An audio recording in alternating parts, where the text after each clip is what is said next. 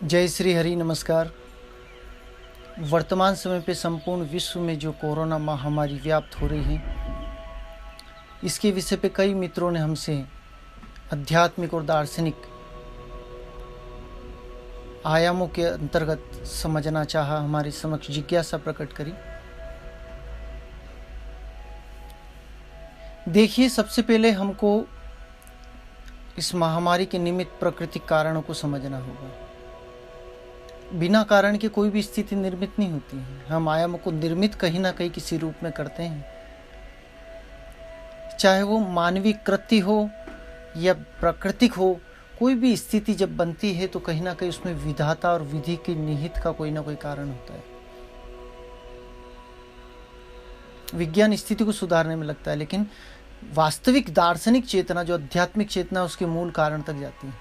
हमको समझना होगा ये महामारी क्यों निर्मित हुई, क्योंकि परमात्मा और प्रकृति से बड़ी कोई शक्ति नहीं होती। हमारे सारे वैदिक साहित्य जितने हैं वो सब प्रकृति को समर्पित होकर बनाए गए। ईश्वर की यात्रा तो सबकी अलग होती है, अनन्य होती है, सबके अपने भीतर से अलग अलग आयामों में जाती है। परंतु वैदिक साहित्यों में प्रकृति के प्रति समर्पण के भाव को, उनके पूजन को, उनसे होने वाले दुष्प्रभाव सभी का वर्णन दे रखा है। आज जो महामारी निर्मित हुई है तो कहीं ना कहीं ये हमारे द्वारा मनुष्यत्व को सर्वोपरि मानने का ही कारण है। अब ये महामारी का हम दोषारोपण किसी पे भी कर दें, चाहे वो मनुष्यकृत हो या प्राकृतिक रूप से। जैसे महाभारत का युद्ध हुआ था तो अर्जुन ने मना करा था, मैं युद्ध नहीं कर सकता, परंतु कृष्ण ने कहा था कि तेरे युद्ध करने या ना करने से कोई अर्थ नहीं निकलता। तो युद्ध करे या ना करे तो भी इनका मरना निश्चित है। तो अपना स्वाभाविक कर्म करो, अपने दायित्व से विमुख मत हो। तो हमको भी अपने दायित्व का निर्वहन करना है। इसी परिस्थिति में महामारी उत्पन्न क्यों हुई? क्योंकि मनुष्यत्व ने अपने आप को ही सर्वश्रेष्ठ माना। प्रकृति की नजर में सब जीव जंतु, पेड़ पौधे सब समान है।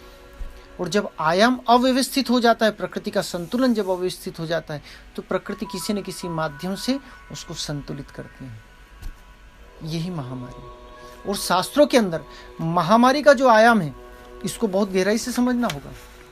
हमारे वैदिक साहित्य में लिखा हुआ है, गरुड़ पुराण के अंदर अगर आपने अध्ययन करा हो तो उसके अंदर लिखा हुआ है साफ तौर पर कि महामारी जो होती है ये देवदूत होते हैं। ज्वर्ण, सिर पीड़ा, उदर पीड़ा, अतिसार, ये जितनी बीमारियां होती है देवदूत होते हैं। और देव की आज्ञा से महामारी प्रकृति के सहयोगार्थ यहाँ पर आई है। इसका एक दायित्व है, एक सीमा है। ये अपने दायित्व का निर्वहन करके चली जाए। ये भी देवदूत है महामारी।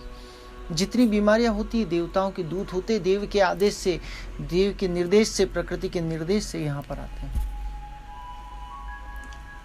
परंतु महामारी जितनों का ग्रास नहीं करती, उससे अधिक ज्यादा भय से, अव्यवस्थाओं से चले जाते। एक कथा बहुत प्राचीन समय की प्रचलित है कि एक महामारी एक नगर में प्रवेश करने जा रही थी। एक साधु ने पूछा उनसे, कहाँ जा रही? तो बोले, शहर में मैं देव की आज्ञा से आई हूँ और 500 लोगों को ग्रास करूँगी। ऋषि ने बोला, जाओ। जब महामारी वहां से जाकर पुनः लौट कर आई तो ऋषि को पता चला कि वहां तो 50,000 लोग मर गए। तो ऋषि ने पूछा महामारी से, तुमने तो 500 का बोला था, 50,000 कैसे मर गए? महामारी ने कहा विनम्र से कि मैंने तो सिर्फ 500 को ही मारा जो मेरे दायित्व में था, लेकिन 50,000 जो थे वो अव्यवस्था के कारण, भूखमरी के कारण, भय के कारण, इनके कारण मर गए। उसमें मेरा कोई दोष नहीं। तो यहाँ पर देव की आज्ञा से महामारी देवदूत के रूप में आई है। एक और प्रश्न हमारे मित्रों ने, कई लोगों ने करा है। वो मुख्य प्रश्न ये था कि स्थान विशेष का क्या प्रभाव पड़ता है, हमारे यहाँ पर ये महामारी कम प्रभावित क्यों है? तो इसका मुख्य कारण, इटली, अमेरिका में ज़्यादा लोग मर रहे हैं, हमारे यहाँ कम, क्योंकि यहाँ का प्राकृतिक वातावरण अति सुंदर है। जो ऋतु चक्र है वो अति सुंदर है। हम प्रकृति के समीप रहने वाले हैं, प्रकृति के साथ सामंजस्य बिठाकर चलने वाले हैं, तो महामारी का प्रभाव कम रहेगा। विदेशों में व्यक्ति बिस्लरी से नीचे नहीं आता है, एसी के अंदर जीता है, एसी की गाड़ियों में जाता है, एसी के बंगलों में रहता है। उनका खाना पीना, रहन सहन, सब कुछ प्रकृति से विरुद्ध होके चला जाता है। हमारे यहाँ धूल मिट्टी में रहने वाले, कुएं का पानी पीने वाले, ट्यूबवेल का पानी पीने वाले, बाहर इधर उधर खाना पीना, तो हमारे अंदर रोग प्रतिरोधक क्षमता इतनी मजबूत है। मजदूरों के बच्चे भरी धूप में खेलते रहते हैं, मजदूर भरी धूप में काम करते हैं, छोटे मोटे बुखार से उनको कोई प्रभाव नहीं पड़ता है, तो उनके अंदर रोग प्रतिरोधक क्षमता के अनन्य सैनिक विद्यमान रहते हैं।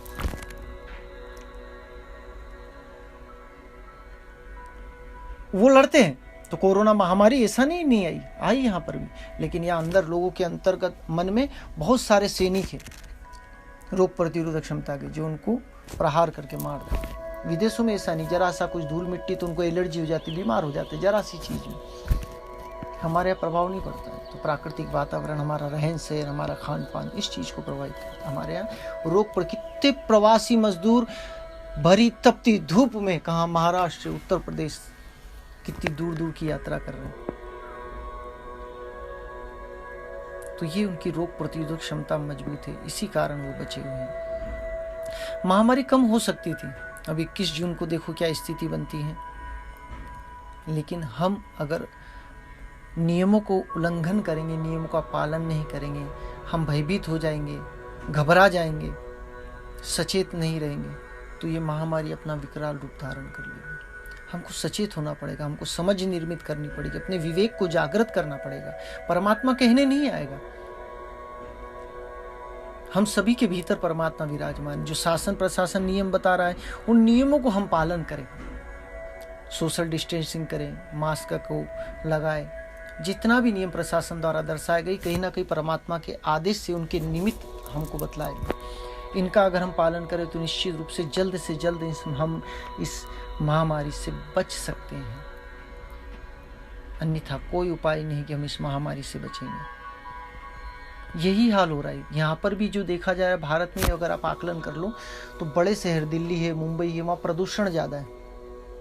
प्राकृतिक वातावरण की स्थिति, वहाँ पर धूल मिट्टी की अपेक्षा प्रदूषण बहुत ज़्यादा है, वायु प्रदूषण है, वहाँ का खान पान अलग है, तो वहाँ पर स्थितियाँ ज़्यादा है। ग्रामीण अंचलों में कम आ रही महामारी। हम संयमित रहें, जितना हो सके सतर्क रहें और अपने विवेक को जागृत करें, तो इस महामारी से हम निश्चित रूप से बच सकते हैं। यही मेरा आखिरी और आपके समक्ष संदेश है। जय हिंद।